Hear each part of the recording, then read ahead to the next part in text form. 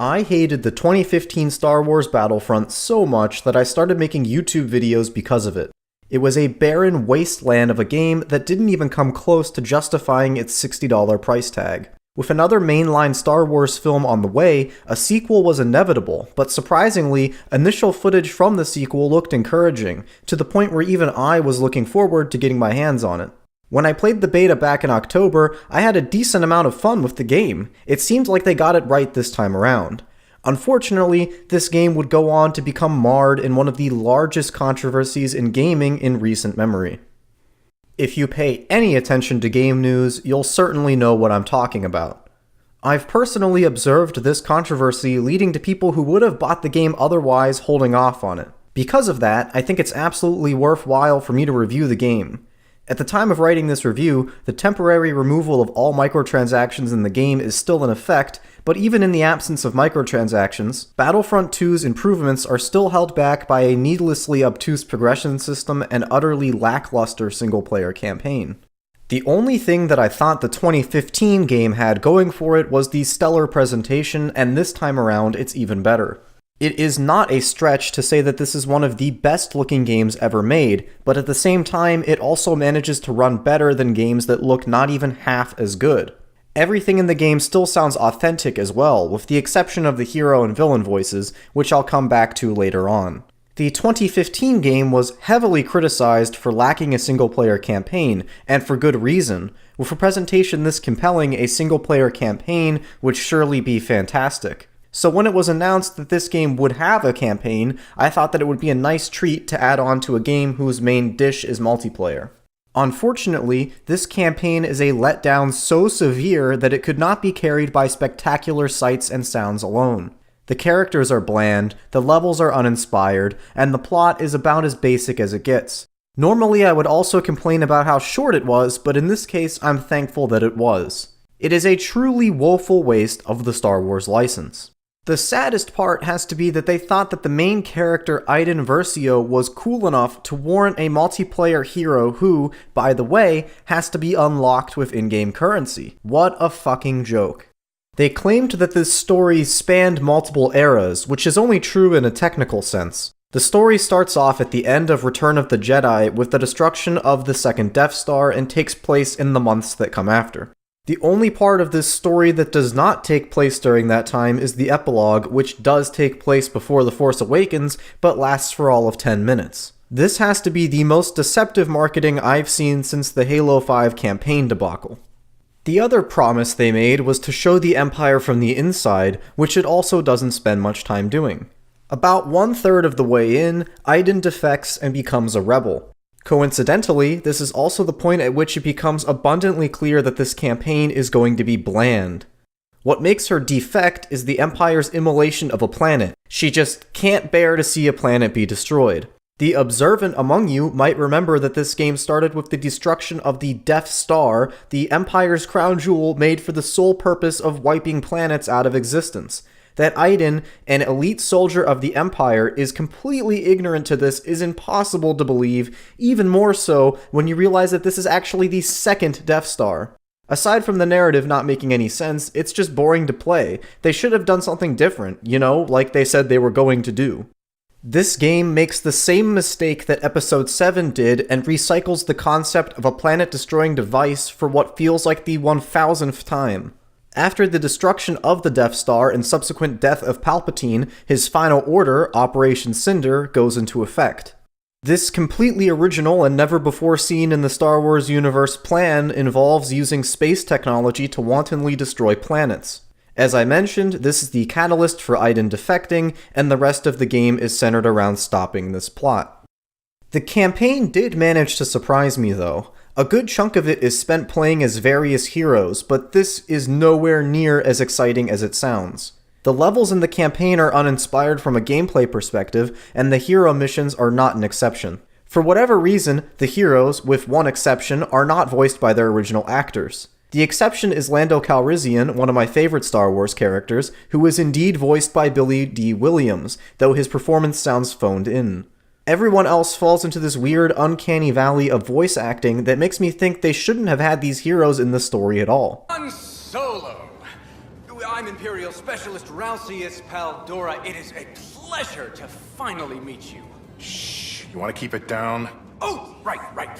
Because we're meeting incognito. Come on, we need to get you out of here. Off we go then.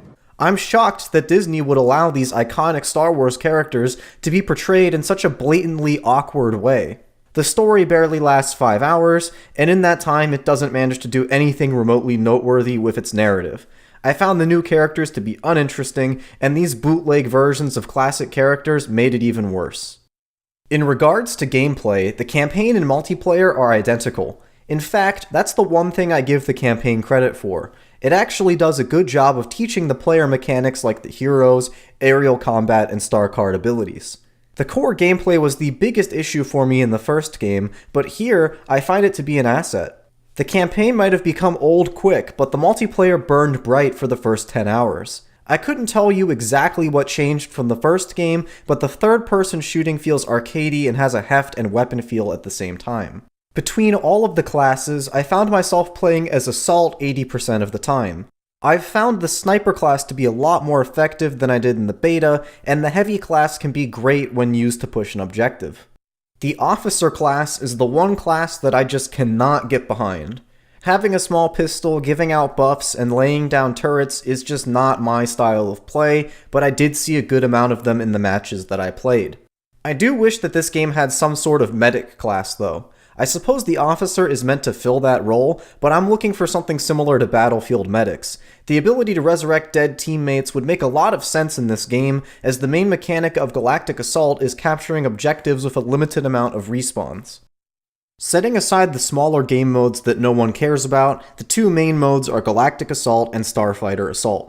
Starfighter Assault is an aerial combat only mode that is going to appeal to some and never be touched by others. I played it a few times to see what it was like, and while it is competent, it's definitely not for me. What I spent the bulk of my time with was Galactic Assault. I enjoy Galactic Assault. It's like a beefed up version of Battlefield's Rush mode, but I still think this game needs a mode with a higher player count. They should make a mode called Galactic Conquest with a player count of at least 64 and have it be a carbon copy of Battlefield Conquest. Simple as that. The new units and vehicles are much appreciated, but they could be even better if they were given a large static space to breathe in. The game includes 11 Galactic Assault maps with more free ones on the way. Due to how long Galactic Assault games last, it took me quite some time to play all of them in matchmaking, and I've still only played on Mos Eisley once. I generally find the map design to be decent, though some maps like Death Star 2 stand out as having poorly designed choke points. The only problem with these maps is intrinsic to their linear format. There's a fixed amount of ways these matches can go by design, and once you've experienced that, you lose interest in the game.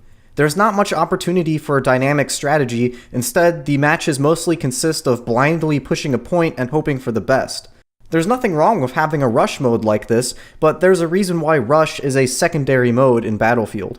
Some of these maps take place outdoors and allow for vehicles and ships. Much to my surprise, aerial combat has incentive now, as killing the NPC ships is a great way to farm battle points. The problem is that whoever gets up there first is likely going to dominate that airspace for a good chunk of the match if they're moderately skilled. When you spawn in, it has you flying in a predictable straight line, which makes it easy for someone who's already up there to gun you down in seconds. It was fun when I was the one dominating, but when I wasn't, it was a major source of frustration. This is certainly something I'd like to see fixed in an update, perhaps an immunity buff for the first 10 seconds of spawning in. The two biggest changes to multiplayer gameplay are battle points and star cards. As you play the objective, get kills, and even die, you'll be rewarded points that can be spent on vehicles, superior infantry units, and heroes. I love this system. It means that the best players will be the first to get heroes, but still makes it possible for other players to get them later on in the match. It also heavily encourages playing the objective, which is always appreciated. Star cards, on the other hand, are a mixed bag. I like being able to have different abilities, but the percentage buffs to abilities aren't as fun and are the reason why there was a massive controversy in the first place. The star cards serve as this game's progression system, and they single-handedly managed to make my interest in this game quickly wane. After 10 or so hours of play, I was no longer able to ignore the system, as I was getting bored of my abilities and guns. If it was just the abilities that had to be unlocked, the slow rate at which cards can be obtained might be acceptable, but when you have to get 3 more cards to get the full benefit of the ability, it becomes a chore. Add on to that the locking of iconic heroes behind an in-game credit wall, and you have a boring grindfest.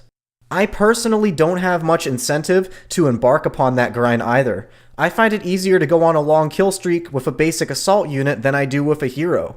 This is due in part to the heroes standing out and being huge targets for the opposing team to pile onto, but a good part of that is because the heroes I used didn't have their star cards maxed out. After watching some videos of maxed out heroes, it's obvious to me that the difference is night and day, and I don't think heroes should have any sort of progression or customization. It's a shame, because this game is mostly a step in the right direction, but for me, it doesn't have that hook like Battlefield 1 that makes me want to play for 100+ hours. I'm feeling a 6 out of 10 on Star Wars Battlefront 2. It's a decent game, but unless you're a Star Wars fanatic that absolutely has to have a Star Wars game right now, this game is not much more than a pretty distraction. Before I end the review, I wanted to mention a recent patch to the game, as well as the upcoming free DLC content. The patch made some changes to the progression economy, boosting the rate at which parts and credits are paid out. While these changes are for the better, they still don't change the core issues with the progression system. The upcoming DLC will introduce 2 new heroes, Finn and Captain Phasma, in addition to a new map from The Last Jedi. While I was aware of those 2 additions, I had no idea that this DLC also included new single-player content that continues the story. I don't have high hopes for that content, but if it's interesting enough, I might have to make a video on it when the time comes. Until then, thanks for watching.